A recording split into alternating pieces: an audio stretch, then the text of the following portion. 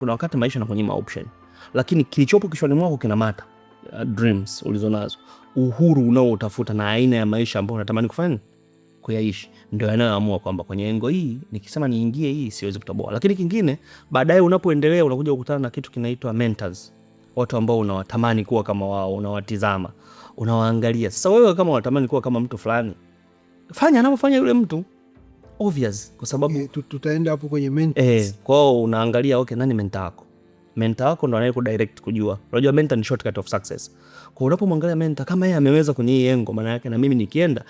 Shida ya watu wengi wanataka wajifanye wao ni ma-innovator.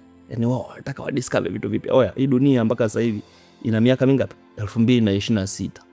Hamna jipya ambalo utakuja kulifanya wewe ambalo halijafanyika nyuma.